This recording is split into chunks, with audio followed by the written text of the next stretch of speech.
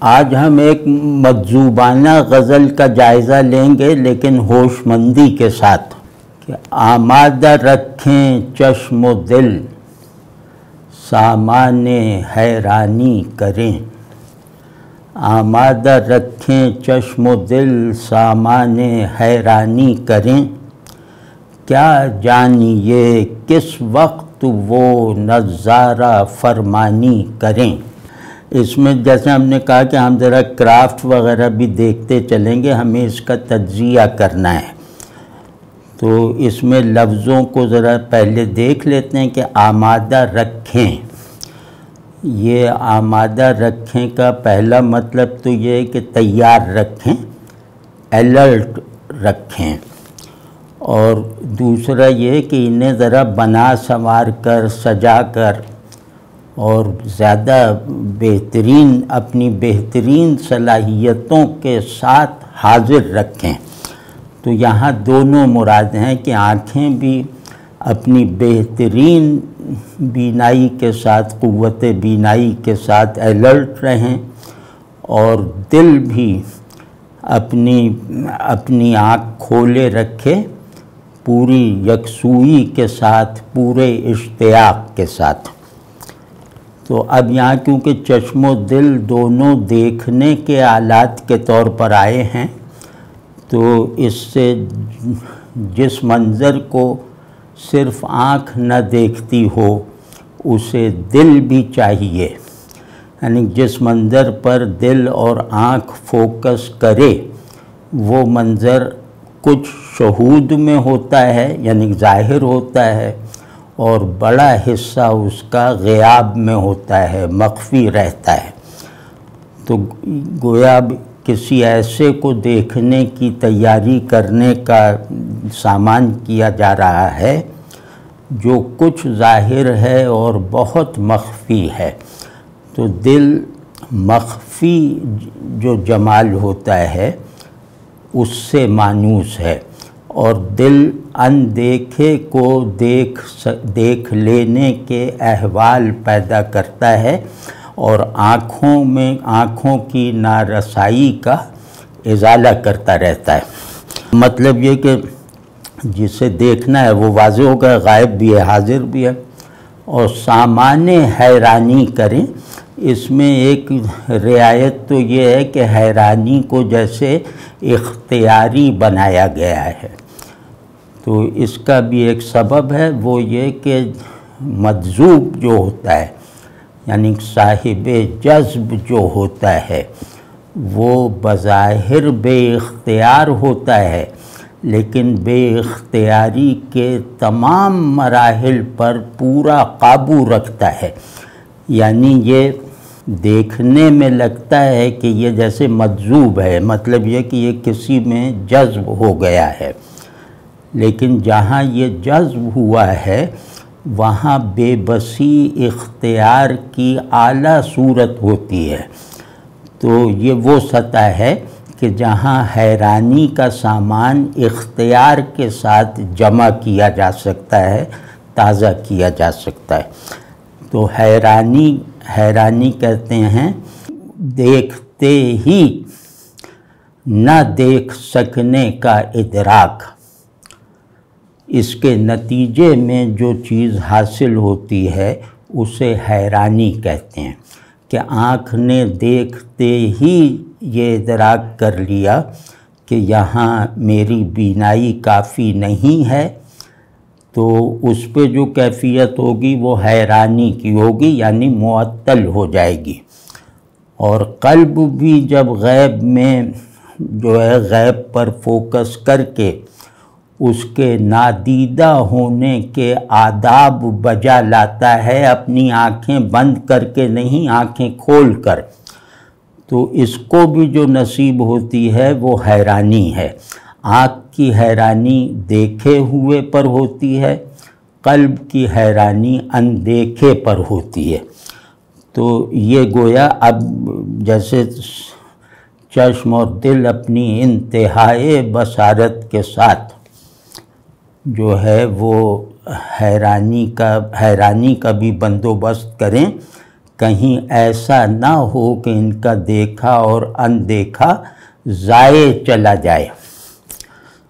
تو کیا جانیے کس وقت وہ نظارہ فرمانی کریں۔ جیسے میں نے عرض کیا کہ محبوب آسمانی ہوتا ہے، الوہی ہوتا ہے، میٹا فزیکل ہوتا ہے، تو وہ جیسے حاکم کی طرح ہوتا ہے، مقتدر کی طرح ہوتا ہے، اور وہ کیونکہ آسمانی محبوب ہے تو اس کا جمال اس کے جلال سے خالی نہیں ہوتا، تو وہ کوئی محض جمال نہیں ہے، بلکہ اس کی ذات کا تقاضا ہے کہ اس کا ظہور جمال چاہے تصور کی سطح پر ہو، چاہے بینائی کے دکھائی دینے کے درجے میں ہو، وہ ایک جلال کے ساتھ ہو، ایک غلبے کے ساتھ ہو، ایک حاکمانہ جیسے شکوہ کے ساتھ ہو۔ تو یہ آسمانی محبوب کی خاصیت ہے۔ تو کہتے ہیں کیا جانیے، پتہ نہیں، ہم تو لگے ہوئے ہیں کہ نظارہ ممکن ہو جائے، آنکھ بھی چاہتی ہے نظارہ ہو جائے، آنکھ چاہتی ہے کہ وہ دکھائی دے جائے، دل چاہتا ہے کہ وہ نہ دکھائی ہو دیتے ہوئے بھی اپنے حضور کا مشاہدہ کروا دے، اپنی حضوری میں پہنچا دے۔ تو اب معلوم نہیں، ایک سسپینس سا ہے، اور وہ ہمیں بہرحال اپنی تیاری پوری رکھنی چاہیے۔ پتہ نہیں کسی بھی وقت اس جلال و جمال کے منتہا پر پہنچے ہوئے محبوب کی طرف سے یہ حکم آ سکتا ہے کہ ہاں اب نظارہ کرو، یعنی نظارے کا بھی حکم آئے گا۔ تو اس میں نظارہ فرمانی ایک نئی ترکیب ہے، اور اس ترکیب میں ایک سامنے کا مطلب یہ ہے کہ یہ حکم آ جائے کہ بھئی اب دیکھو، اور دوسرا یہ ہے کہ جو دیکھا جا رہا ہے، نہ دیکھنا جو نہیں دیکھا جا رہا، یہ ساری صورتحال بھی اس کے حکم کے تابع ہے، یعنی ظہور بھی حکم کے تابع ہے، بینائی بھی حکم کے تابع ہے، اس کا مخفی ہونا بھی اس کے امر کے تحت ہے، اور اس کے مخفی ہونے سے حاصل ہونے والے احوال بھی جو دل کو نصیب ہوتے ہیں وہ بھی اسی کے حکم سے ہوتے ہیں۔ تو یہ جیسے بے بسی بھی مکمل ہے، اور یہ بے بسی ایسی ہے کہ جس میں کمال تک یا سچائی تک پہنچنے کے لیے بہترین قسم کا اختیار چاہیے۔ تو یہ جیسے اس میں ایک پیراڈاکس ہے۔ تو اب مطلب کیا ہوا کہ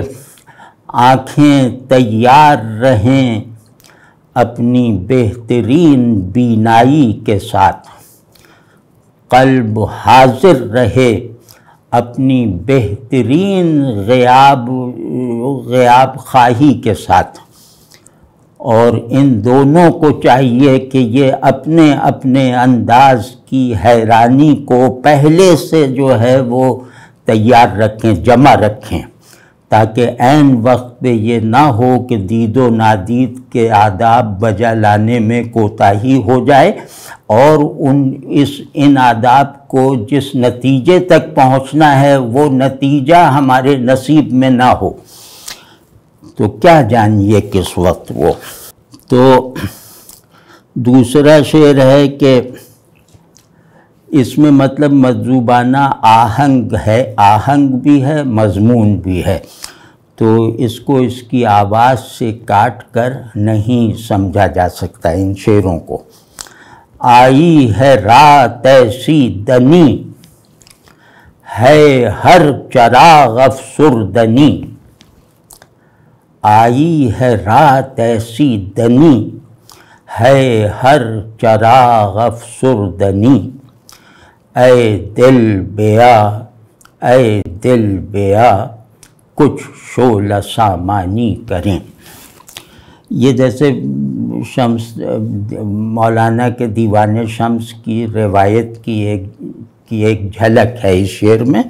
اور اس کے کرافٹ میں بھی۔ تو خیر وہ یہاں جو ہے لفظ ہے دنی، جس کی وضاحت ہونی ضروری ہے۔ دنی کہتے ہیں گھٹیا کو، اور دنی کی آواز سے ہی دنیا کی طرف ذہن جانا چاہیے۔ تو مطلب جس ڈسکورس میں یہ غزل کہی جا رہی ہے، اسی وجہ سے ہمارے یہاں محاورہ ہے دنیائے دنی۔ تو اب اس میں دنی میں دونوں چیزیں جمع ہیں۔ آئی ہے رات ایسی دنی، یہ سراسر دنیاوی اور زمینی اور گھٹیا رات ہے، اس کے اندھیرے بھی ڈھنگ کے نہیں ہیں، اس کی ہر صفت میں ایک پستی ہے۔ تو اس رات کی وجہ سے یہ رات عجیب رات آئی ہے کہ ہر چراغ، وہ چراغ چاہے مسجد میں جل رہا ہو، چاہے دکان میں جل رہا ہو، چاہے دل میں روشن ہو، چاہے آنکھوں میں چمک رہا ہو، چراغ کی ہر قسم وہ جیسے بجھنے کو تیار ہے۔ ہر چراغ بجھا چلا جا رہا ہے اس رات کے منحوس اندھیروں کے بوجھ سے۔ اے دل بیا، اے دل آ، اے دل آ۔ اب دل کو ایک مستقل کیریکٹر بنایا ہے کہ وہ جیسے میرے اندر ہوتے، میرے اندر جو ہے وہ گھٹن کے ساتھ ہے، اور اپنا تشخص الگ پیدا کر لے مجھ سے بے نیازی کی حالت میں، اور ایک یونیورسل پرنسپل پیشن کے حامل کی حیثیت سے، تو وہ اپنی تکمیل پہ ہے۔ تو اس لیے اسے پکارا جا رہا ہے مدد کے لیے بھی اور بے تکلفی کے ساتھ بھی، اپنے اندر دیکھ کر بے تکلفی کے ساتھ، اپنے سے بے نیاز دیکھ کر جو ہے وہ مدد کے لیے کہ اے دل آ، اے دل آ۔ اب یہ دو مرتبہ بھی اسی لیے آیا ہے کہ ایک اندر سے بلا رہے ہیں، ایک باہر سے بلا رہے ہیں کہ اے دل بیا، اے دل بیا، کچھ شعلہ سامانی کریں، کہ اب وقت آ گیا ہے، اب چراغوں سے کوئی امید نہیں رہی، کیونکہ یہ اندھیرے باہر کی روشنی سے مغلوب نہیں ہوں گے، اور باہر کی روشنی ان اندھیروں کا کوئی تجربہ نہیں رکھتی، ان اندھیروں سے مانوس نہیں ہے۔ تو اب اگر اس پورے نظام کو جاری رکھنا ہے، اس نظام ہست و بود کو، اس نظام ظاہر و باطن کو، تو کیونکہ اس رات کا اندھیرا باطن میں بھی جیسے دخل اندازی کر رہا ہے، باطن تک داخل ہو گیا ہے۔ تو اب اے دل آ، اے دل آ، اب ہم کچھ شعلے اکٹھے کریں، ہم وہ آگ اکٹھی کریں جو ان گھٹیا اندھیروں کا خاتمہ کر دے، جو ان گھٹیا اندھیروں کے لیے جیسے جلا دینے والی آگ بنا سکیں۔ تو یہ اندھیرے جلائے جا سکتے ہیں، روشن نہیں کیے جا سکتے۔ یہ ایک تصور دنیا بن جاتا ہے اس سے ایک مجذوب کی نظر میں۔ تو کچھ شعلہ سامانی کریں۔ شعلہ سامانی کا مطلب ہے کہ کچھ، ایک تو یہ کہ ہم ان کو شعلے فراہم کریں، ان چراغوں کو، اور دوسرا مفہوم یہ ہے کہ خود ہم ہی شعلوں کی ہمارے اندر ہی سے شعلے اٹھیں اور ان اندھیروں کو بھسم کر دیں۔ تو اور دوسرا یہ کہ کوئی رات ایسی نہیں ہے جو باہر کے چراغ سے زیر ہو جائے، کوئی ظلمت ایسی نہیں ہے جو دل کی حرارت اور روشنی کے بغیر پسپا ہو جائے۔ ہاں ہاں دکھائیں گے ضرور ہم وحشت دل کا وفور۔ اب اس مصرعے سے لگ رہا ہے کہ جیسے فرمائش ہو رہی ہے اس سے مجذوب سے کہ بھئی اپنی کوئی دیوانگی، جنوں، اپنی مجذوبیت کا کوئی چمتکار تو دکھاؤ۔ تو وہ اب مجذوب جواب میں کہہ رہا ہے کہ ہاں ہاں دکھائیں گے ضرور ہم وحشت دل کا وفور، یعنی دل میں جو جنوں کا کارخانہ لگا ہے ہم اس کارخانے کو کی پروڈکٹ کو باہر لا کے تمہیں دکھائیں گے، ضرور دکھائیں گے۔ اور اس میں وفور، وحشت دل، جیسے وحشت بھی پیشن کے ہم معنی جنوں کا مفہوم رکھتا ہے، یعنی جو حاضر ہے اس سے بیزار، جو غائب ہے اس کی طرف متوجہ۔ تو ہم دل کی وحشت کا وفور، وفور یہاں اہم لفظ ہے، اس کا لفظی مطلب تو یہی ہے کہ زیادہ ہونا، وفور زیادتی، بہتات، لیکن اس میں بہتات کا مطلب ثانوی ہے۔ یہ وفور جو ہے یہ ایسا وفور ہے جو دل سے اٹھتا ہے، یعنی دل کی بھری ہوئی، دل میں بھری ہوئی چیزیں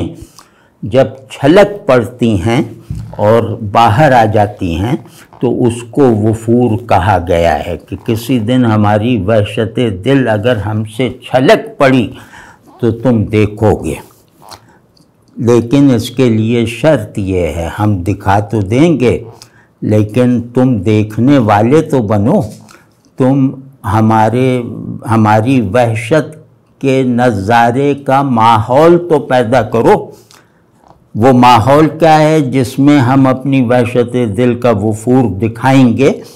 کہ پہلے یہ شہر و دشت و در تکمیل ویرانی کریں۔ وحشت کا ایک تعلق جنگل اور صحرا سے بھی اور ویرانوں سے ہے، یہ بھی ذہن میں رہے کہ وحشت حاضر سے بیزار ہے نا، تو اس کو ویرانہ چاہیے۔ تو اس وجہ سے کہ پہلے یہ جو تمہارے شہر ہیں، یہ جو تمہارے صحرا اور جنگل ہیں، پہلے ان کو ان کی ویرانی تو مکمل ہونے دو، یعنی کہ یہ شہر و دشت و در، یعنی کہ یہ ساری دنیا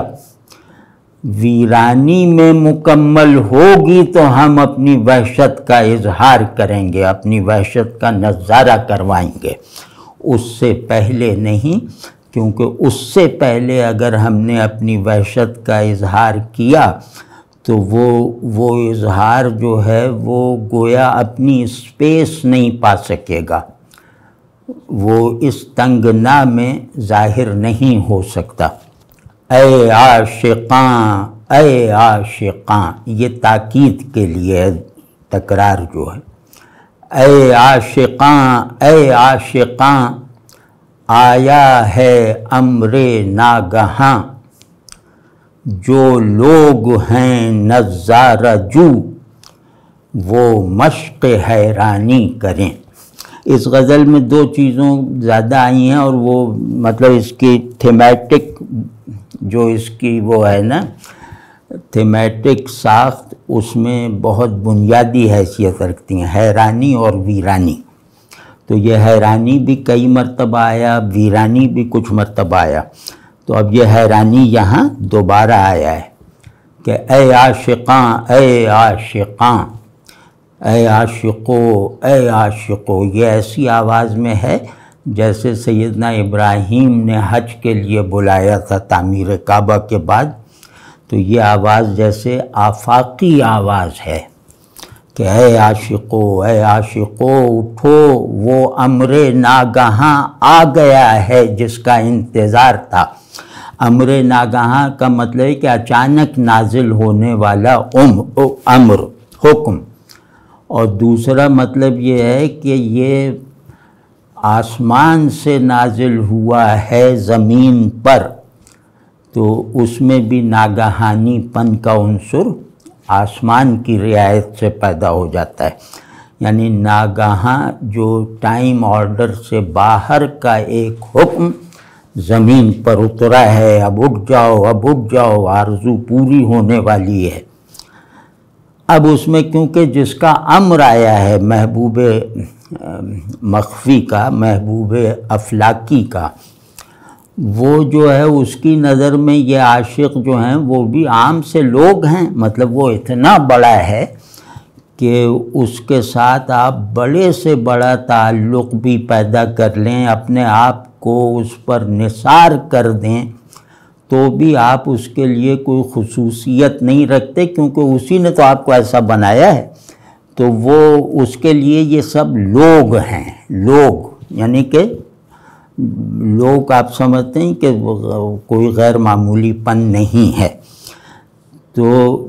امر آ گیا ہے کہ جو لوگ بھی نظارہ کرنا چاہتے ہیں ہمارا، جو لوگ بھی ہماری دید کے طالب ہیں، جو لوگ بھی ہمارے ظہور کے لیے پوری دنیا سیر کرتے پھر رہے ہیں،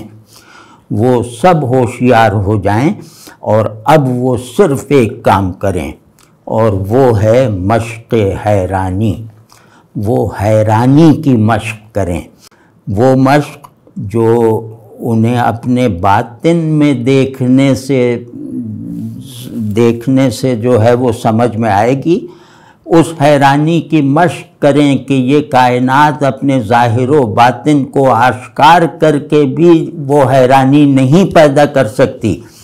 جو ہمارا جزوی سا ظہور پیدا کر دے گا۔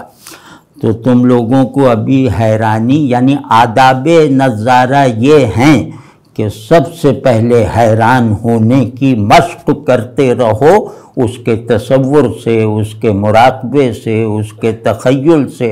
اور باطن میں اس کی پریزنس کے احوال میں رہتے ہوئے حیران ہونا سیکھو۔ کیونکہ آدمی کی جتنی بھی فیکلٹیز ہیں نا، ادراک کی، سمجھ کی، علم کی، دیکھنے کی، یعنی پرسیپشن کی ہر قسم جو ہے وہ حیرانی اس میں مطلوب نہیں ہے۔ یعنی دنیا کی پرسیپشن ہمیشہ جیسے علم پیدا کرتی ہے، جیسے آگاہی پیدا کرتی ہے، جیسے واقفیت پیدا کرتی ہے، اور آپ کے ایک جزو میں سما جاتی ہے، یعنی جاننے والا جزو، دیکھنے والا جزو۔ لیکن جو اس سے اوپر کے معاملات ہیں وہ جو ہے وہ اس کا حاصل حیرانی ہے، چاہے دیکھو چاہے نہ دیکھو، چاہے سوچو چاہے تصور کرو چاہے فرما برداری کرو، ان سب کی کسوٹی یہ ہے کہ اس کی طرف متوجہ ہوتے ہوئے حیرانی یعنی ادراک کا کافی نہ ہونا، بینائی کا کافی نہ ہونا، اور مطلب یہ کہ خود میرا کافی نہ ہونا اس عشق کے لیے، یہ جیسے حالت تصدیق میں رہے، یہ مشق حیرانی ہے۔ وہ شمع ہے در طاق دل، وہ شمع ہے در طاق دل، روشن ہیں سب آفاق دل، افتادگان خاک اٹھو افلاک گردانی کریں۔ کہ وہ شمع دل کو جو روشن کرنے والی شمع غیب کا دھندلکا بھی کم کر دیتی ہے، تو وہ شمع یعنی اسی کی بھیجی ہوئی شمع وہ دل کے طاق میں روشن ہے، اور اس کی وجہ سے دل کی ساری کائنات، دل کے تمام افق وہ بھی جگمگا رہے ہیں، یعنی پورا باطن، پورا انفس حالت حضور میں ہے، حالت تحیر میں ہے۔ تو اب اس کا تقاضا ہے، بھئی دیکھ لیا نا کہ وہ طاق دل سب میں روشن ہے، طاق دل میں روشن ہے، تو اب اے مٹی پر پڑے ہوئے لوگوں، اے مٹی کی کشش میں جکڑے ہوئے لوگوں، اٹھو، اب اٹھ جاؤ۔ یہ اٹھنا ایسا ہے کہ یہ زمین پر نہیں اٹھنا، زمین پر لیٹا ہوا آدمی اٹھے گا تو اس کے قدم آسمان پر ہوں گے، یہ وہ والا اٹھنا ہے، کیونکہ آفاق دل کا آدھا حصہ افلاک پر مشتمل ہے۔ تو اب وہ آفاق دل سب روشن ہے، بس جلدی سے اٹھو اور افلاک کی یعنی افلاک کو اوراق کی طرح پلٹتے جاؤ۔ یہ جو یعنی افلاک عرفان کا سارا ذخیرہ وہاں ہے، عشق کی تمام تفصیل و تمام مرحلے اور تمام منزلیں وہاں ہیں، حضور وہاں ہے، غیاب وہاں ہے، اپنے آپ سے نکل سکنے کا ماحول وہاں ہے۔ تو اب اٹھو اور اب تم دیکھو گے کہ اسی شمع کی روشنی میں ہر فلک ایک ورق بن کر تمہارے سامنے آ جائے گا، اسے پڑھو پھر اگلے ورق پہ جاؤ۔ اسی طرح تمام افلاک کا مطالعہ کر لو، اس عبارت کا مطالعہ کر لو جو زمینی لوگوں کے فہم اور مطلب فہم تو چھوٹی بات ہے، جو زمینی لوگوں کی پہنچ سے باہر ہے۔ یہ جو افلاک گردانی ہے، یہ جیسے مولانا نے نعت میں، مولانا روم نے نعت ایک ہے ان کی، اس کا ایک مصرع ہے، شرح دل احمدی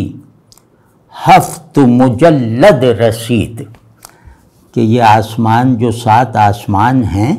یہ 7 جلدیں ہیں، کتابیں ہیں، 7 جلدیں ہیں۔ تو یہ جلدیں جو ہیں یہ رسول اللہ صلی اللہ علیہ وسلم کے دل میں، بس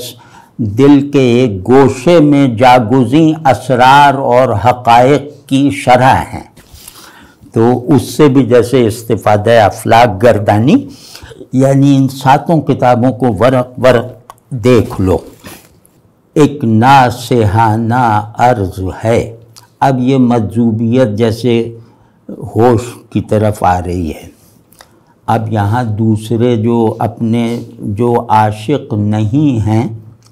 نہیں بلکہ عاشق نہیں، اب یہاں گویا یہ والے عشق کو پہنچایا جا رہا ہے کائنات میں،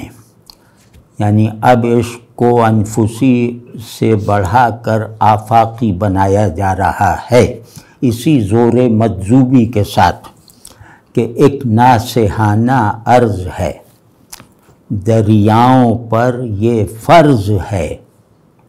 ایک ناصحانہ عرض ہے، دریاؤں پر یہ فرض ہے، دل کی طرح ہر لہر میں تجدید طغیانی کریں۔ تو اس میں بھی کچھ جیسے چیزیں ہیں کہ ناصحانہ عرض یہ ایک نامانوس فریز ہے۔ تو پیشن والا آدمی تو خوب گرج چمک کے بات کرتا ہے، تو یہاں یہ ایسی عاجزی کیوں آ گئی ہے؟ اس کا سبب یہ ہے کہ یہ کائنات اپنی مرضی سے محروم نہیں ہے مظہر حق بننے سے، یا یہ کائنات اپنی مرضی سے، اپنے اختیار سے، عشق سے خالی نہیں ہے، اس کا یہ خلا جبری ہے۔ تو اب اسے متوجہ کیا جا رہا ہے ایک نئی چیز، ایک نئی روح کی طرف، کہ تاکہ یہ بھی ہمارے ہم حالی میں آ جائے۔ ہم وجودی کی سطحیں طے ہو گئیں، اب ہم احوالی کی منزلیں شروع ہو رہی ہیں کائنات کے ساتھ، اور خاص طور پہ ان حصوں کے ساتھ جو ہماری کسی کیفیت کے استعارے کی حیثیت سے اسٹیبلش ہو چکے ہیں۔ تو وہ یہ ہے کہ بھائی بہت ادب کے ساتھ نصیحت ہے ایک،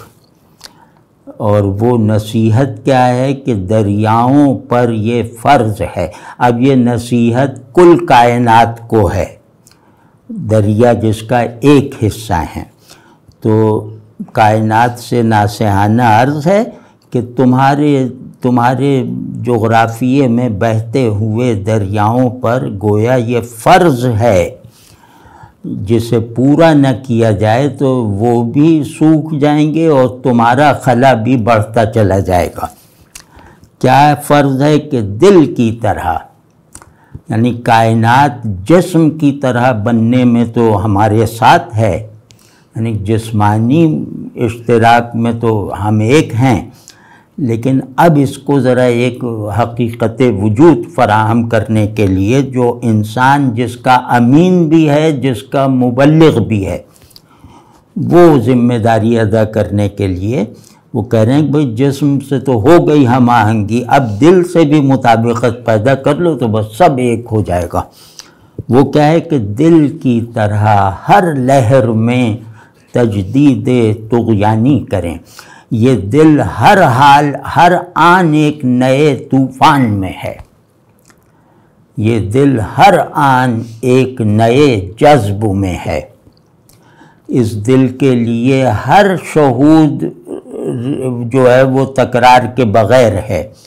اس کے لیے ہر غیاب جو ہے وہ یکسانی سے خالی ہے، غیاب بھی اس کے الگ الگ ہیں۔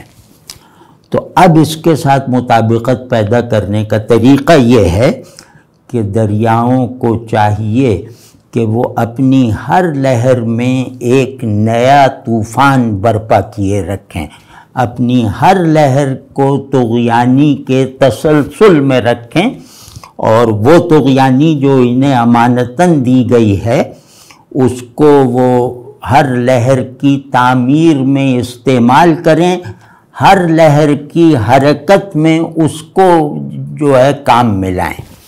تو تجدید طغیانی کرتے رہیں، یعنی ان کی طغیانی بھی میرے احوال کی طرح ایک جیسی نہیں ہونی چاہیے۔ تو اس میں جیسے تصور کریں تو کچھ جیسے لگتا ہے نا کہ سیلاب بھی ایک طرح کا نہیں ہونا چاہیے، ایک سیلاب گزر جائے تو دوسرا بالکل مختلف ہونا چاہیے۔ جیسے دل کا ہے کہ ایک حال گزرتا ہے تو دوسرا اس سے بالکل مختلف ہوتا ہے۔ تو اگر دریا بھی اس قابل ہو جائے نا کہ وہ سیلابوں کو نئے نئے ڈھنگ سے جو ہے وہ اپنے اندر سے ابھاریں، تو پھر انسان عاشق اور کائنات میں ایک احوالی ہم آہنگی پیدا ہوگی، پھر کائنات کا وہ خلا دور ہو جائے گا جس خلا کے بغیر یہ اپنی کسی بھی حقیقت سے نسبت پیدا کرنے میں ناکام رہے گی۔ آخری شعر ہے، اب وہ کائنات سے جیسے محلے میں آ گیا، اب ظاہر ہو کہیں رہتا بھی ہوگا مجذوب جو ہے، کہ ایسے گھروں میں اہل دل رہتے نہیں ہیں مستقل، ایسے گھروں میں اہل دل رہتے نہیں ہیں مستقل، تبدیل یہ دیوار و در اسلوب ویرانی کریں۔ وہ جیسے میں نے آج کہا کہ ویرانی اس کا ایک مستقل تھیم ہے، تو اس کو جیسے آخری شعر میں کیا کہ ایسے گھروں میں، یعنی یہ تو آباد گھر ہیں، یہ تو پوری طرح بنے بنائے گھر ہیں، تو ان میں اہل دل مجبوراً رہ لیتے ہیں لیکن مستقل نہیں رہ سکتے۔ جن گھروں میں اہل ہوش رہتے ہیں ان گھروں میں اہل دل مستقل نہیں رہ سکتے۔ تو اگر اہل دل کو اپنے شہر، اپنے محلے، اپنی گلی میں بسانا ہے تو پھر ان گھروں کو یہ تلقین کرو کہ یہ اپنی ویرانی کا اسٹائل، اسلوب اور سانچہ تبدیل کریں۔ اس میں ایک جو باریک سی بات وہ یہ ہے کہ جتنے گھر آباد ہیں اتنے ہی ویران ہیں، کیونکہ اس آبادی میں جو ہے وہ نہیں ہے، تو اس سے جدا ہو کر آبادی ایک آسیبی ویرانی ہے۔ تو ان کو کہو کہ یہ اپنی ویرانی کو آسیبی سے نکال کر ایک عاشقانہ اور مجذوبانہ ویرانی میں تبدیل کریں، یعنی یہ وحشت کے، جنوں کے اور جذب کو سہار سکیں، اس کے کنٹینر بن سکیں، ورنہ ان آباد شہروں میں اہل دل نہیں رہیں گے۔ تو اس میں ویرانی کے دو پہلو ہیں، کیونکہ ویران وہ پہلے ہی ہیں، جتنا آباد ہیں اتنے ہی ویران ہیں یہ گھر، لیکن وہ ویرانی جو ہے وہ نحوست والی ہے، وہ اختیاری نہیں ہے۔ تو جب تک یہ گھر اپنی ویرانی کو آسمانی نہیں بنائیں گے، آسیبی سے عرفانی نہیں بنائیں گے، آسمانی نہیں بنائیں گے، اس وقت تک اہل دل یہاں آباد نہیں ہو سکتے۔ اپنے گھروں کو، اپنے شہروں کو اہل دل کے آباد ہونے کے لائق رکھو۔ تو اچھا ہاں، ایک شعر وہ تھا، وہ میں نے نہیں پڑھا تکلفاً، اس میں الفاظ بہت نامانوس ہیں، لیکن اسی رو میں کر جاتے ہیں اسے، کیونکہ اس میں کرافٹ کا کچھ ہے کہ بحر بلا ہے موج پر،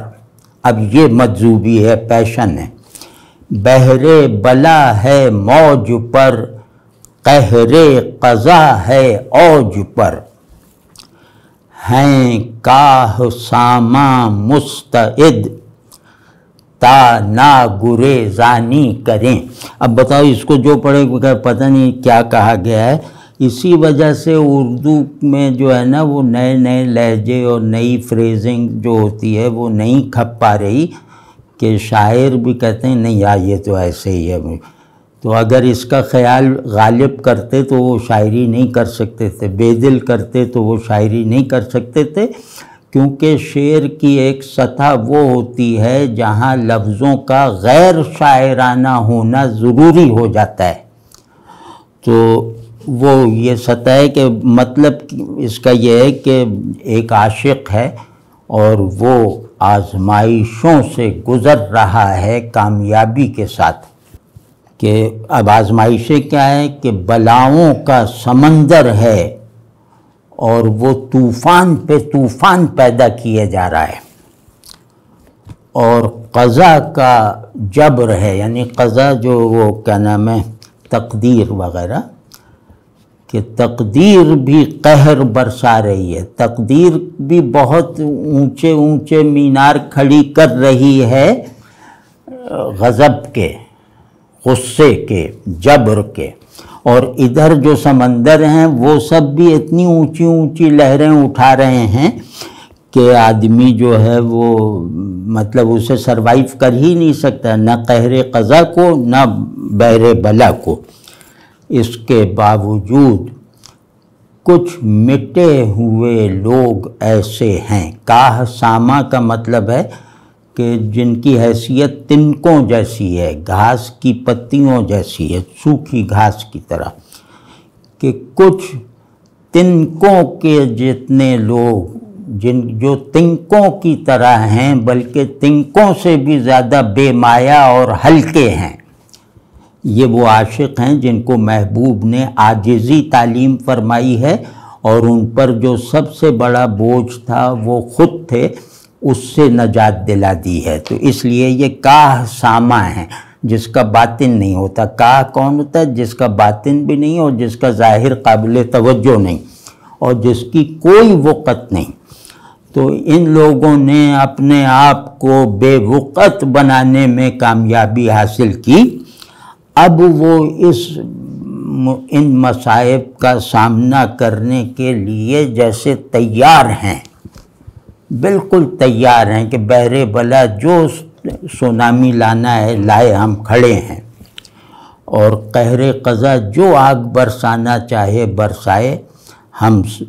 ثابت قدم ہیں، اور پورا یقین ہے کہ یہ سمندر ہمیں بہا نہیں سکتا، برسنے والی آگ ہمیں جلا نہیں سکتی۔ تو یہ لوگ کھڑے اپنے آپ سے خالی ہو چکے لوگ جو ہیں وہ پوری طرح تیار ہیں۔ کس لیے تیار ہیں؟ تا ناگریزانی کریں۔ یہ ناگریزانی اردو میں نیا لفظ ہے، جیسے کہ یہ تنکے پوری طرح تیار اور ثابت قدم کھڑے ہیں تاکہ ان آزمائشوں سے بھاگنے نہ پائیں، یعنی ان آزمائشوں میں ثابت قدم رہیں اور ان سے ڈر کے بھاگنے کا کوئی خیال نہ آئے انہیں، یعنی تاکہ نہ گریزانی کریں، تاکہ بھاگنے والے نہ بنیں۔ تو یہ جناب یہ ہو گیا۔ یہ اب آج کل کیونکہ وہ مجذوبی والی شاعری جو ہے نا، شاعری کی مجذوبی والی، وہ مجذوبانہ روایت، میں چاہتا ہوں کہ کچھ مدت اس پہ توجہ دی جائے۔ تو جیسے وہ قرۃ العین طاہرہ پہ کیا، وہ خواتین جو ہیں ان پہ کریں گے۔ پھر مردوں میں جو مجذوب شاعر ہوئے ہیں تو کوشش کروں گا کہ کوئی اہم جو شاعر ہے اس روایت کا وہ رہ نہ جائے۔